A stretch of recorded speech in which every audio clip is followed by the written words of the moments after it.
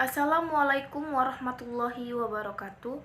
Perkenalkan, nama saya Eviani Agustiawati dengan NIM B1A1210113, kelas A, Prodi Ilmu Hukum, Fakultas Hukum, Universitas Jambi. Di sini saya akan menjawab pertanyaan-pertanyaan yang telah diberikan guna untuk memenuhi nilai UTS pada mata kuliah Hukum Perdata. Baiklah, yang pertama, jelaskan apa yang dimaksud dengan hubungan darah dan hubungan keluarga. Jawabannya, yang pertama, hubungan darah. Hubungan darah adalah pertalian darah antara orang yang satu dengan orang yang lain karena berasal dari leluhur yang sama atau ketunggalan leluhur. Biasanya antara ayah dengan anak perempuannya, ibu dengan anak laki-lakinya, atau sesama saudara kandung. Hubungan keluarga. Hubungan keluarga merupakan hubungan antara tiap entitas yang memiliki asal-usul silsilah yang sama, baik melalui keturunan biologis, sosial, maupun budaya. Lalu yang kedua, jelaskan dasar hukum perkawinan di Indonesia dan jelaskan apa yang dimaksud dengan perkawinan menurut undang-undang tersebut.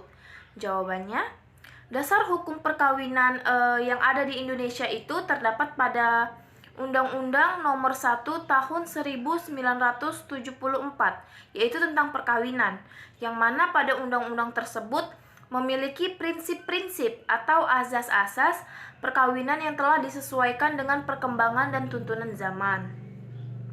Lalu menurut Undang-Undang Nomor 1 Tahun 1974 pada pasal 1, ia menyebutkan bahwa perkawinan itu ialah ikatan lahir batin antara seorang pria dan seorang wanita sebagai suami istri dengan tujuan membentuk keluarga atau rumah tangga yang bahagia dan kekal berdasarkan ketuhanan yang Maha Esa.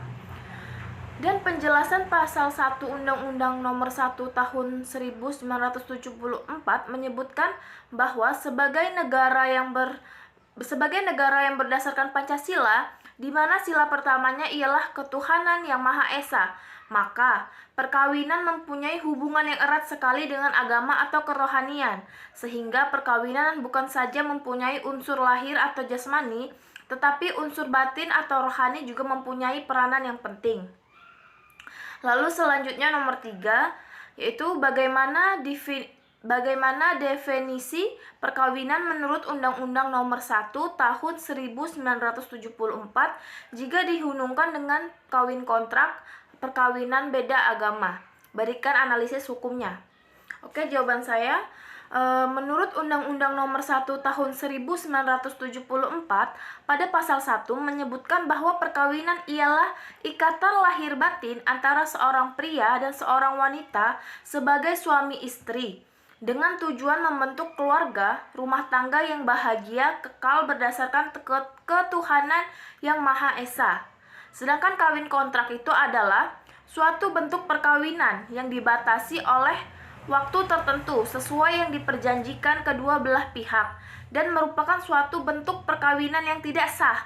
Jadi menurut Undang-Undang Nomor 1 Tahun 74 tentang perkawinan, kawin kontrak itu telah melanggar ketentuan pada pasal 2 Ayat 2 Undang-Undang Nomor 1 Tahun 74 karena dalam perkawinan ini tidak dilakukan pencatatan pada pejabat yang berwenang, yaitu seperti KUA atau catatan sipil dalam rangka memperoleh kepastian hukum melalui surat nikah. Pada dasarnya, kawin kontrak itu sendiri telah melanggar arti dan tujuan suci dari sebuah perkawinan sesuai dengan Undang-Undang Nomor 1 Tahun 74 dan komplikasi hukum Islam. Jadi tidak ada alasan untuk membenarkan atau mengesahkan keberadaannya.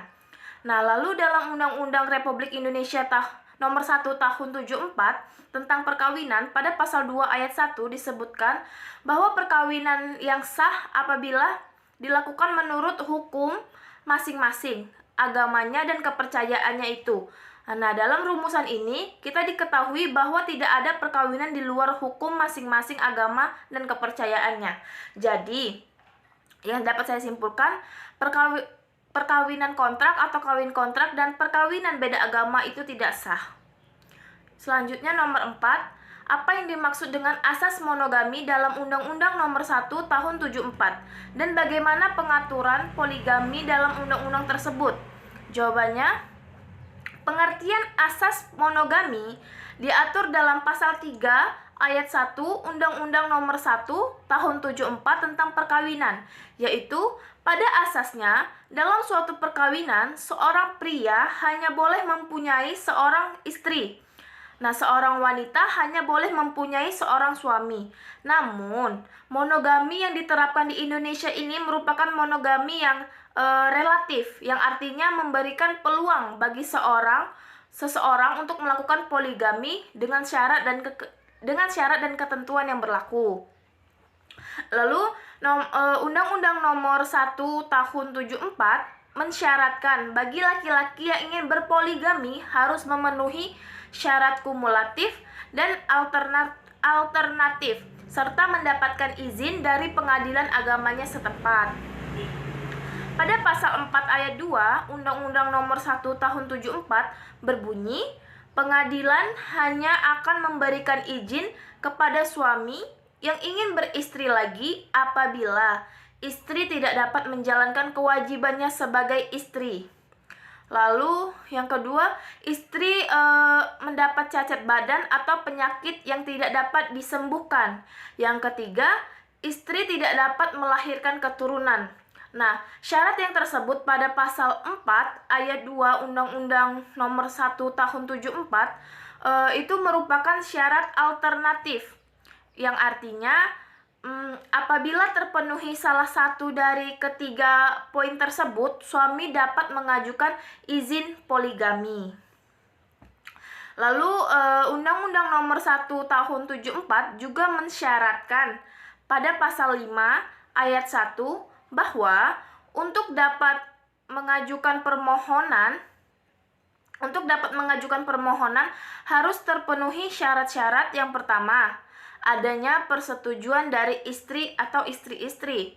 Yang kedua, adanya kepastian bahwa suami mampu menjamin keperluan hidup istri-istri dan anak-anaknya dan anak-anak mereka. Yang ketiga, adanya jaminan bahwa suami akan berlaku adil.